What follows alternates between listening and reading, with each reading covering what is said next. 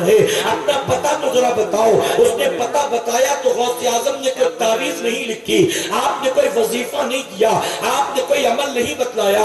آپ نے فرمایا گھر جاؤ, اپنے گھر کے دروازے پر ایک پردہ لگا دو. اس نے سوچا کوئی شاید وظیفہ دیں گے, کوئی تعویذ بنا کر دیں گے. غوث اعظم نے کہا دروازے پر پردہ لگا دو. وہ چلا گیا, پردہ لگا دیا.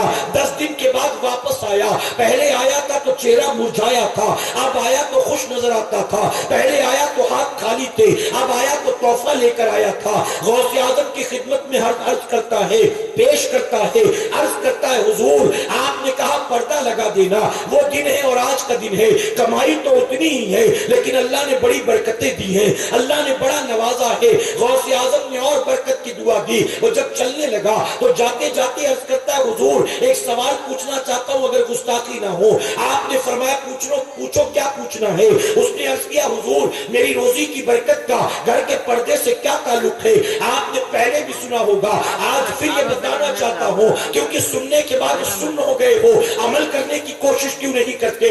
غوث اعظم نے فرمایا دراصل تو نمازی ہے, تیری بیوی بھی نمازی ہے, تیرے بچے بھی نمازی ہے, لیکن تیرا گھر چونکہ بیچ راستے میں پڑتا تھا, تیرے گھر کے دروازے پر پردہ نہیں تھا. بہت سے بے نمازی جب وہاں سے گزرتے تھے ان کی ناپاک نظریں تیرے گھر کے اندر پڑتی تھی. تمہارے سجدوں کی برکت سے اللہ برکت نازل کرتا تھا, لیکن بے نمازیوں کی نظروں کی نحوست سے برکت کو اٹھا لیا جاتا تھا. تو نے دروازے پر پردہ لگا دیا, اب ان بے نمازیوں کی نظریں تیرے گھر کے اندر نہیں پڑتی. اور یہی وجہ ہے کہ میرے مولا نے تجھے برکت عطا فرمایا ہے, تجھے کامیابی عطا کی ہے. اب اے مسلمانوں میں آپ سے پوچھتا ہوں, جب ظہر کی نماز ہو جا کر مسجد میں دیکھو کتنے بوڑھے اور کتنے جوان.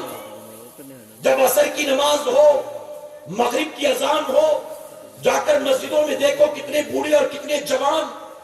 ہماری ماں بہنوں اور بچیوں کا حال یہ ہے, شوہر سعودی میں رہتا ہے, بمبئی میں رہتا ہے, بنگلور میں رہتا ہے, کہتا ہے حضرت میں 10 گھنٹے نہیں 12 گھنٹے محنت کرتا ہوں, نہ دن کو دن سمجھتا ہوں نہ رات کو رات سمجھتا ہوں. 2 پیسہ زیادہ مل جائے اس لیے اوور ٹائم بھی کرتا ہوں. کھانے پینے کا بھی کوئی ٹائم ٹیبل نہیں, کام کا پریشر ہو تو پیشاب کرنے بھی نہیں جاتا. کتنی بھی محنت کر لوں لیکن جو کما کر گھر بیچتا ہوں اس میں برکت نہیں ہوتی, برکت نہیں ہوتی. میں پوچھتا ہوں اس بے برکتی کی وجہ کیا؟ گھر میں اگر ایک 62 سال کا بوڑھا نمازی ہے تو ساری بہویں بے نمازی ہیں, سارے بیٹے بے نمازی ہیں, ساری بیٹیاں بے نمازی ہیں. ایک بوڑھا نماز پڑھ کے کتنی برکت کھینچ کے لائے گا. اگر وہ تھوڑی کھینچ کے برکت لاتا بھی ہے تو 9 آدمی گھر کو نحوست کا اڈا بنائے بیٹھے ہوئے. غلط تو نہیں کہہ رہا میرے بھائی؟ کون سی عورت ہے؟ آج میں 2-3 جو درگاہ شریف ہے یہاں اس کی حاضری دیتا ہوا آیا. ہر مزار پر میں نے مرد کے مقابلے عورتیں 4 گنا زیادہ پڑھی. ہر عورت کو کوئی نہ کوئی پریشانی ہے. کون سی عورت ہے دنیا میں جو پریشان نہیں بنا بتائیے؟ کوئی عورت ہے جو کہہ سکتی میں پوری طرح مطمئن ہوں اللہ کا احسان؟ ہر عورت پریشان, لیکن جانتے یہ پریشانی کے لیے, یہ پریشانی کے علاج کے لیے باباؤں کی چوکھٹ پر بھکاریوں کی طرح لائن لگانے کو تیار, یہ جھوٹے پیر فقیروں کے سامنے جا کر بن دوپٹے بن حجاب کے کھڑے ہونے کو تیار, یہ مزارات اولیاء پر بزرگوں کی چوکھٹ پر بن پردے بن حجاب کے جا کر بیٹھنے کو تیار, لیکن اللہ کا سجدہ کرنے کو تیار نہیں. میں سید صاحب کی موجودگی میں ذمہ داری کے ساتھ کہتا ہوں, اگر میں غلط بولوں تو یہ میری اصلاح کا حق رکھتے ہیں, یہ ہماری جماعت کے ذمہ دار ہیں, یہ آل رسول ہے. سن لو, ایک عورت اگر اذان ہو جائے اپنے گھر میں باوضو مصلی بچھا لے اور مصلی بچھا کر اپنی پیشانی کو رب کی بارگاہ میں جھکا دے, میں ذمہ داری کے ساتھ کہتا ہوں کسی پیر فقیر کے پاس تجھے دعا تعویذ کے لیے جانے کی ضرورت نہیں ہے. یہاں تیری پیشانی سجدے میں جھکے گی اور وہاں تیرے شوہر کی روزی میں اللہ غیب سے برکت عطا. سبحان اللہ, سبحان اللہ. نعرہ تکبیر, نعرہ تکبیر, نعرہ حیدری. یہاں تیری پیشانی سجدے میں جھکے گی, وہاں اللہ تیری بیٹی کے لیے غیب سے بہترین رشتے کا انتظام فرمائے. یہاں تیری پیشانی سجدے میں جھکے گی, वहां अल्लाह तेरे बेटे के लिए बेहतरीन रोजी का इंतजाम फरमाएगा। हम भिखारियों की तरह ढोंगियों की चौखट पर लाइन लगाने को तैयार, 11 रुपए से लेकर 1100 रुपए तक की तावीज लिखवाने को तैयार, झाड़ फूक कराने को तैयार है, लेकिन तैयार नहीं तो अल्लाह का सजदा करने को तैयार नहीं। मैं माजरत के साथ कहूंगा, बुरा मत मानिएगा, मैं बॉम्बे जैसे शहर में रहता हूं। बताइए, बॉम्बे जहां मैं पैदा हुआ पला बड़ा, वो ज्यादा तरक्की याफ्ता है कि आपका ये गांव ज्यादा तरक्की याफ्ता है? बताइए, बॉम्बे जैसा शहर ज्यादा तरक्की याफ्ता ना? कल तक हम जैसा कोई दाढ़ी वाला अगर किसी गली से गुजरता तो उस गली में मौजूद गैर मुस्लिम औरतें भी अपने सर को दुपट्टे से ढांक लेती थी, साड़ी के आंचल से चेहरे को छुपा लेती थी। अगर वो आ रही होती तो एक तरफ रुक जाया करती थी, लग जाती थी। कल तक गाड़ी वालों को देखकर गैर मुस्लिम औरतें भी सर को छुपाती थी, रास्ता बदल देती थी। लेकिन अब तो दुनिया इतनी तरक्की कर चुकी है कि मस्जिद के इमाम साहब आ रहे हो तो भी घर की 18, 20, 22 साल की बच्चियां बिन दुपट्टे के दरवाजे पर बैठी रहती हैं। कोई फर्क ही नहीं पड़ता, दादा आ रहे हो या दादा की उम्र का कोई आता हो, कोई फर्क नहीं पड़ता। मैं अपनी माओ बहनों से कहना चाहूंगा, सुनो, फरमाया कि जिस घर में औरतें बिन दुपट्टे की रहती हैं उस घर से अल्लाह अपनी रहमत को उठा लेता है, उस घर से अल्लाह अपनी रहमत को उठा लेता है। हम मजार पर हाजिर थे, अलाउल हक पंडवी रहमतुल्लाह अलैह की बारगाह में हम हाजिरी दे रहे थे। अभी हम खड़े फातिहा पढ़ रहे थे कि औरतों का जत्था हमारे और मजार के दरमियान आकर खड़ा हो गया। मुसलमान औरतें, कोई शर्म नहीं, कोई हया नहीं, न दाढ़ी का लिहाज, न जुब्बे का ख्याल, न मामा शरीफ, न टोपी, कुछ फर्क नहीं पड़ता। कोई पानी रख रहा है, कोई तेल रख रहा है, कोई पकड़ कर बैठा, क्या कुछ कर रहे हैं। मेरे प्यारे आका के पैरदीवानों, याद रखना, इससे तकदीरें नहीं बदलती हैं। तुम परेशान पैदा हुई, इसी परेशानी में मर जाओगी। अगर तुम चाहती हो अल्लाह परेशानियों से तुम्हें निजात दे, अल्लाह के सजदों की पाबंदी करो। यहां तुम्हारा सर सजदे में झुकेगा, अल्लाह वहां तुम्हारी दुनिया और आखिरत को संवार देगा। सब करेंगे, सजदा नहीं करेंगे। पूरे पूरे महीने घर में है, एक वक्त की नमाज नहीं पढ़ी। जब मजार पर पहुंच जाए तो लगता है इससे बड़ी नमाजी कोई नहीं। मुसल्ला उसल्ला लपेट के असर की नमाज पढ़ी, उसके बाद यासीन शरीफ लेकर बैठी और देख रही मगरिब की अजान कब होगी, और फिर मगरिब भी पढ़ेगी और घर आएगी, ईशा नहीं पढ़ेगी, फिर फजर नहीं पढ़ेगी, फिर जोहर नहीं पढ़ेगी। वली की चौखट पर पहुंची तो बड़ी नमाजी बन गई। क्या वही 2 रकात में 2 वक्त की नमाज फर्ज थी तुझ पर? क्या वली की मजार पर नमाज फर्ज, बाकी बाहर नमाज फर्ज नहीं? सुनो, अब आखिरी बात अर्ज करता हूं। वो गौसे आजम जिन्होंने 40 साल तक इशा के वजू से फजर की नमाज पढ़ी, वो गौसे आजम फरमाते हैं बेनमाजी को मुसलमानों के कब्रिस्तान में दफन मत करो। सुना आपने? वो गौसे आजम फरमाते बेनमाजी को मुसलमानों के कब्रिस्तान में दफन मत करो। मैं पूछता हूं, अब्बा बेनमाजी है, बड़ा भाई बेनमाजी है, अम्मी बेनमाजी है, बीवी बेनमाजी है, अब बताइए अगर इनका इंतकाल होगा तो क्या कहोगे? कहोगे मैं गौसे आजम का मानने वाला हूं, गौसे आजम को मुसलमान के कब्रिस्तान में लेकर नहीं जाऊंगा, अब्बा को शमशान में ले जाऊंगा, अब्बा को गंगा में डाल दूंगा। कहोगे? बताओ, कहोगे? बीवी का इंतकाल हो जाए, बेपर्दा थी, बेहिजाब, बेनमाजी, क्या कहोगे? बीवी को शमशान में ले चलो क्योंकि बेनमाजी थी। पीरों के पीर का हुक्म है कि बेनमाजी को मुसलमान के कब्रिस्तान में दफन मत करो। अगर तुम ये नहीं कर सकते हो तो कम से कम इतना तो करो कि इससे पहले कि मौत आए हम भी नमाजी बन जाएं और घर वालों को भी नमाजी बना दे, कहें इंशाअल्लाह। मेरे प्यारे आका अलैहिस्सलातु तस्लीम के पैरदीवानों, अगर आप नमाज नहीं पढ़ेंगे, अगर आप बीवी बच्चों को नमाजी नहीं बनाएंगे, अगर आप लोगों को नमाज की दावत नहीं देंगे, तो याद रखना कल कयामत में ये जलसा भी आपके काम आने वाला नहीं। बल्कि इस जलसे के बारे में मैं आपको बताऊं, ये तो हमारी कमेटी वालों ने कहा कि 1-1:30 बजे खत्म हो जाएगा। माइक पर आते आते मुझे ताखिर हुई, वरना 1 बजे तक तो हम समेट ही देंगे। بہرحال ورنہ آپ کے یہاں میں نے دیکھا ہے ویسٹ بنگال میں، جھارکھنڈ میں، بہار میں، یو پی میں فجر کی جب تک اذان نہیں ہوتی تب تک صلاۃ و سلام نہیں ہوتا ہے۔ غلط تو نہیں کہہ رہا میرے بھائی؟ فجر کی جب تک اذان نہ شروع ہو تب تک صلاۃ و سلام شروع نہیں ہوتا جلسے میں، اور صلاۃ و سلام کے بعد جب مسجد میں جاؤ تو گاؤں کے چند بوڑھوں کے علاوہ وہ رات والا مجمع آپ کو دکھائی نہیں دیتا، وہ جو رات بھر شاعر اسلام پر نوٹیں لٹا رہا تھا، وہ جو ہاتھ کو جھنڈا بنا کر ہوا میں لہرا رہا تھا، وہ جو سب سے زیادہ جھوم رہا تھا، کود رہا تھا، لگ رہا تھا اس گاؤں میں اس سے بڑا عاشق رسول نہیں ہے، جا کر دیکھو تو فجر میں وہ جوان نظر نہیں آئے گا۔ میں پوچھتا ہوں مسلمانوں، راتوں کے جلسے نبی کی آنکھوں کی ٹھنڈک ہے یا فجر کے سجدے نبی کی آنکھوں کی ٹھنڈک ہے؟ جانتے ہو اعلیٰ حضرت عظیم البرکت نے کیا فرمایا؟ آپ فرماتے ہیں اگر نماز عشاء کے بعد دینی محفل میں شرکت کی وجہ سے فجر کی نماز کے قضا ہونے کا اندیشہ ہو تو دینی محفل میں جانا ضروری نہیں ہے، بلکہ جا کر تو سو جا تاکہ فجر میں تیری آنکھ کھل سکے۔ سبحان اللہ، سبحان اللہ۔ یہ میرے امام کی تاکید۔ یہ بات اور ہے کہ ہم عمل نہیں کرتے۔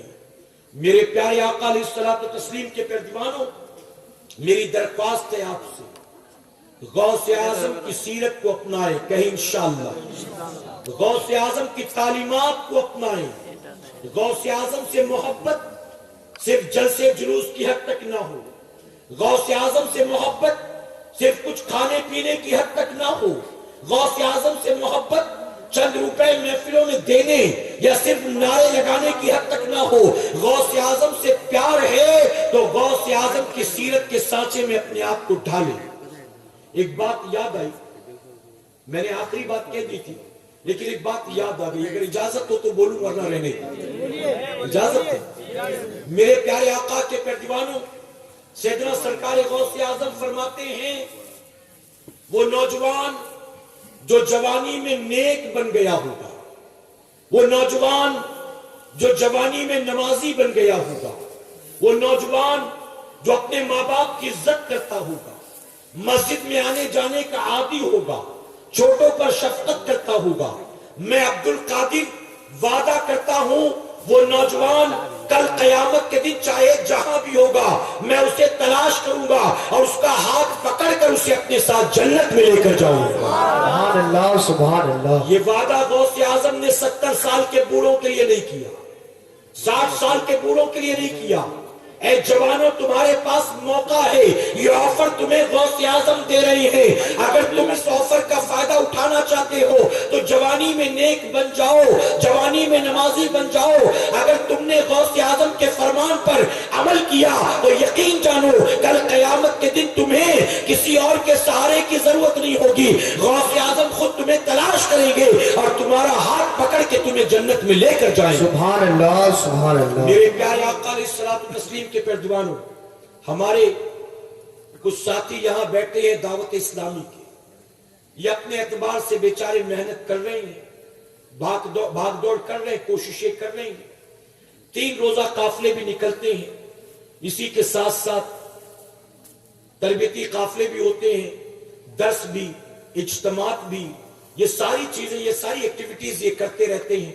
میری گزارش ہے کہ آپ ان کے ساتھ جڑ جائیں، حالانکہ مجھے نام بھی دیا گیا ہوا ہے عبد المعبود اتاری صاحب قبلہ، آپ ان سے رابطہ قائم کریں، اور جو بھی آپ کے جان پہچان میں دعوت اسلامی کے ساتھی ہوں، چونکہ وہ یہاں محنت کر رہے ہیں اور جوان ہیں، نوجوان ہیں، آپ کے ہم عمر ہیں، کل آپ کے ساتھ ہوا کرتے تھے، اللہ نے توفیق دی کہ حضور کی سنتوں کے عامل بن گئے، اللہ نے توفیق دی کہ ایک تحریک سے منسلک ہو گئے، دین کے راستے پر چل پڑے، آپ ان کے ساتھ جڑے، آپ ان کے بازو بنے، آپ ان کی طاقت بنے اور اپنی دنیا اور آخرت کو سنوارنے کی آپ کوشش کریں۔ میں امید کرتا ہوں آپ جو یہاں ہمارے دعوت اسلامی کے ساتھی بیٹھے ہیں ان سے رابطہ قائم کریں گے، اپنا فون نمبر، ان کا فون نمبر لیں، کانٹیکٹ میں رہیں اور جیسا بھی ہو سکے آپ تربیت حاصل کریں اور اپنے آپ کو دین کے شریعت کے سانچے میں ڈھالنے کی کوشش کریں کہ انشاءاللہ۔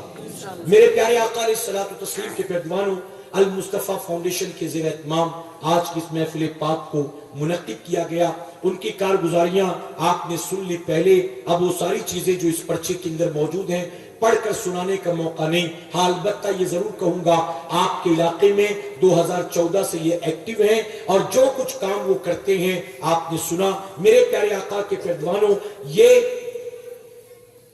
المصطفیٰ فاؤنڈیشن کے زیر اہتمام یہ کام کرتے ہیں اور بامبے میں یہی سارے کام میں سنی بیت المال کے نام پر کرتا ہوں. یعنی غریبوں کا، ضرورت مندوں کا علاج کرانا، غریبوں کے گھر راشن پہنچانا، غریب بچیوں کی شادی کروانا، اسی طرح یتیم بچے جو ہیں ان کے اسکول کی فیس بھرنا، وہ مسلمانوں کے بچے جو انجینئرنگ کر رہے ہیں، MBA کر رہے ہیں لیکن وہ کمزور ہیں مالی طور پر، ان کی مالی مدد کرنا. الحمدللہ یہ سوشل ایکٹیویٹیز ہیں جو المصطفیٰ فاؤنڈیشن آپ کے اس گاؤں میں کر رہی ہے. میری گزارش ہے میرے پیارے آقا کے پیروانوں، آپ اس المصطفیٰ فاؤنڈیشن کی بھی زور و دست بنے، آپ ان کے بازو بنے اور جو بھی ہو سکے آپ ان کی مدد کی کوشش کریں. غوث اعظم کے نام پر کئی لوگوں نے 1100 روپے دیے، کچھ لوگوں نے 600 روپے دیے، کسی نے 50 دیا، کسی نے 10 دیا. بہرحال کس نے 1100 دیا اور کس نے 1111 روپے دیے، مجھے نام یاد نہیں، چہرہ بھی معلوم نہیں، لیکن میرا مولا تو سب کو پہچانتا ہے نا. اور بدلہ دینے والا کون ہے؟ مولانا صاحب دیں گے، میں دوں گا یا مولا دے گا؟ اللہ دے گا نا. تو اللہ کی ذات پر یقین کر کے کہ میں اللہ کی راہ میں دے رہا ہوں. اب سوچیں اگر کسی غریب کو اس سردیوں کے موسم میں ایک کمبل دے دیا گیا اور اس کمبل میں آپ کے بھی 100 روپے لگے تھے تو اللہ آپ کو ثواب دے گا کہ نہیں دے گا؟ اگر کسی بیوہ کے گھر، جانتے ہیں ہمارے یہاں بامبے میں کمیٹیوں میں کمپٹیشن ہوتا ہے. ایک کمیٹی 11 ڈیگ نیاز بناتی، 11ویں شریف میں 11، دوسری کمیٹی 25 ڈیگ بناتی، تیسری کہتی 51 ڈیگ، چوتھی کہتی ہم 111 بنائیں گے. کون سا اپنی جیب سے جانا ہے؟ 111 چندہ جمع کر کے یہ سب کرتے ہیں نا.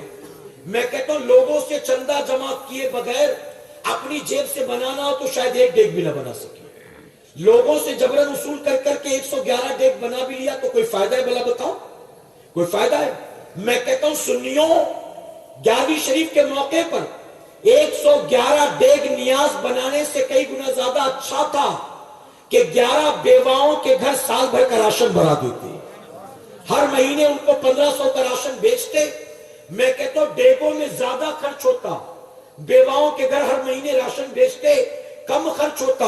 لیکن غوث اعظم ان ڈیگوں کے مقابلے بیواؤں کے گھر بیچنے والی نیاز کو، اناج کو پہلے قبول فرماتے ہیں. غوث اعظم فرماتے میں نے اعمال کے دفتر کو کھنگال کر دیکھا. کھنگالنے کا مطلب جانتے ہیں نا؟ فرماتے میں نے اعمال کے دفتر کو کھنگال کر دیکھا اور بھوکوں کو کھانا کھلانے سے بہتر مجھے کوئی عمل نظر نہیں آیا ہے. یہ المصطفیٰ فاؤنڈیشن والے الحمدللہ انہوں نے لاک ڈاؤن میں غریبوں کے گھر راشن بھی بھیجا ہے. 12ویں شریف کو جہاں لوگ بڑے بڑے جلسے کر رہے ہوتے لاکھوں روپے خرچ کر کے، المصطفیٰ فاؤنڈیشن نے اسپتالوں میں جا کر مریضوں کو فروٹ تقسیم کیا ہے. اور یاد رکھیں جب فروٹ دیتے ہیں نا تو آدھار کارڈ دیکھ کر نہیں دیتے کہ صرف مسلمان کو دینا، نہیں، اے مسلمانوں سب کو دیتے ہیں. کیوں؟ کیونکہ آقا صرف مسلمانوں کے لیے نہیں آئے تھے، سارے عالم کے لیے رحمت بن کر آئے تھے. تو ہم چہرے دیکھ کر، نام دیکھ کر نہیں دیتے سب کو. مسلمان تو سمجھ جاتا ہے میلاد شریف ہے، غیر مسلم پوچھتا یہ کیوں دے رہے ہو تو ہم کہتے ہیں کیونکہ آج ہمارے نبی کا برتھ ڈے، ہمارے نبی کی میلاد ہے. ہم بامبے میں لوگوں کو شربت بنا کر پلاتے ہیں، ریلوے اسٹیشن پر لوگوں کو پھول بانٹتے ہیں، ایئرپورٹ پر لوگوں کو کارڈ بنا کر دیتے ہیں، انگریزی میں کارڈ، لوگوں سے کہتے ہیں اس کو پڑھو، اس میں حضور کی سیرت ہوتی ہے، اس میں حضور کے اخلاق ہوتے ہیں. تو المصطفیٰ فاؤنڈیشن الحمدللہ آپ کے علاقے میں بہت اچھا کام کر رہا ہے. انہوں نے لائبریریز بھی قائم کی ہے. وہ مہنگی موٹی موٹی کتابیں جو ہر آدمی خرید نہیں سکتا، انہوں نے وہ کتابیں خرید کر رکھی ہیں. کسی عالم کو ضرورت ہو تو آ کر وہ کتابیں لے کر پڑھ سکتا ہے، مطالعہ بھی کر سکتا ہے. مناظرے کے لیے ضرورت تو بھی لے سکتا ہے، حوالے کے لیے ضرورت تو بھی لے سکتا ہے. میرے پیارے آقا علیہ الصلوۃ والتسلیم کے پیروانوں تو بہت سارے کام یہ کر رہے ہیں. ترتیب وار ان کے سارے کام اس کے اندر موجود ہیں، جو کر چکے ہیں اور جو کرنے کا ارادہ رکھتے ہیں. میری گزارش ہے آپ ضرور بھی ضرور ان کی ہر طرح سے مدد کرنے کی کوشش کریں. اگر اللہ توفیق دے آپ اس فاؤنڈیشن کے ممبر بن جائیں. آپ کہیں ہر مہینہ میں اپنی طرف سے 100 روپے دوں گا, میں ہر مہینے اپنی طرف سے 500 روپے دوں گا. ہر آدمی ممبرشپ لے. میں کہتا ہوں غوث اعظم کے نام پر آج اپنے اپنے نام لکھا دو اور یہ 11ویں تاریخ ہے, طے کر لو میں ممبر بنوں گا المصطفیٰ فاؤنڈیشن کا, اور ہر مہینے میں غوث اعظم کے نام پر 111 روپے دوں گا. کی ڈیمانڈ نہیں کرنا میرے بھائی. آپ میں بہت سے ایسے ہوں گے جو ہر مہینہ 1100 دے سکتے, لیکن میں تقاضا نہیں کرتا. 111 تو دے ہی سکتے ہو نا. میں کہتا ہوں کوئی مزدور اگر ایک دن کی مزدوری دے دے غوث اعظم کے نام پر کہ میں روزانہ 200 کماتا ہوں, چلو آج 200 میرا غوث اعظم کے نام پر المصطفیٰ فاؤنڈیشن کے نام, اور یقین جانے کہ یہ آپ کی جمع کی رقم کے جواب دے ہیں. اگر خیانت کریں گے تو آپ کو کوئی فرق نہیں پڑتا, قیامت میں یہ جواب دینے والے ہیں. آپ نے ایک ایک روپیہ جو حلال کمائی کا دیا ہے آپ نے اللہ کے نام پر دیا, اب جواب دہی ان کی ہے.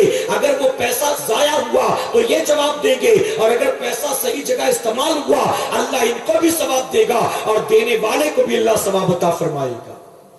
تو آپ اس کمیٹی کے ساتھ جڑے, ممبر بنے.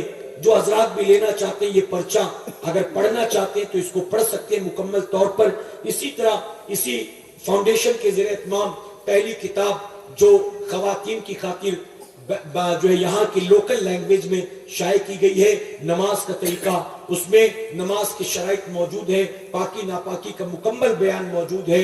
میری گزارش ہے جن ہماری بہنوں نے نہیں لیا, غالباً 70 روپیہ اس کا ہدیہ ہے, وہ لینے کی کوشش کریں. اور میں ساتھ یہ بھی کہوں گا آپ میں اگر ہمارا کوئی بھائی یہ کہے کہ 10 کتاب ہم کو دے دو, 10 کتاب لے لے, امی کے ایصال ثواب کے لیے عورتوں میں تقسیم کر دے, دادا کے ایصال ثواب کے لیے عورتوں میں تقسیم کر دے. صرف مرحومین کے نام مسجد میں قرآن کی پیٹی رکھنے سے ایصال ثواب نہیں ہوتا, یہ بھی تو ایصال ثواب ہے نا. اگر امی اور دادا کے نام پر ایک کتاب لے کر آپ نے کسی عورت کو دے دیا اور اس عورت کا وضو صحیح ہو گیا, اب زندگی پر صحیح وضو کرے گی, آپ کو بھی ثواب, آپ کی امی کو بھی اللہ ثواب دے گا. غلط تو نہیں کہہ رہا میرے بھائی. میں کہتا ہوں کل جمعہ کا دن ہے, آپ میں سے کچھ لوگ اگر خرید سکتے ہیں 5, 10, 15, 3, 2 لے لو اور جمعہ کی نماز کے بعد مسجد کے باہر تقسیم کر دو اپنے مرحومین کے ایصال ثواب کے لیے. لیں گے انشاءاللہ.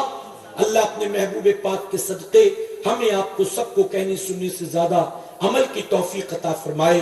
درمیان گفتگو مجھ سے جانے انجانے میں کوئی غلطی خامی رہ گئی, آپ سب کو گواہ بنا کر سچے دل سے توبہ کرتا ہوں. رب میری توبہ قبول فرمائے اور ہماری آج کی اس محفل پاک کو اللہ قیامت میں ہمارے لیے, ہمارے والدین کے لیے بخشش اور نجات کا ذریعہ بنائے. وما علینا الا البلاغ. وقت کافی ہو چکا, میں معذرت چاہتا ہوں. خود مجھے 2 بجے نکلنا تھا, کل جمعہ میں میرا بیان کولکتہ میں ہے, اس کے بعد پھر بنگلور کے لیے روانگی ہے, لیکن وقت کافی ہو چکا ہے. آپ بہت دیر سے بیٹھے رہے, ہماری بہنیں تو آپ سے پہلے آ گئی تھی. اللہ سب کو جزائے خیر عطا فرمائے. اللہ آج کی شب ہمارا اس محفل پاک میں آنا قبول فرمائے اور ہماری محفل کو اللہ قیامت میں ہمارے لیے, ہمارے ماں باپ کے لیے, ہمارے اہل و عیال کے لیے نجات کا سبب بنائے. السلام علیکم ورحمۃ اللہ وبرکاتہ.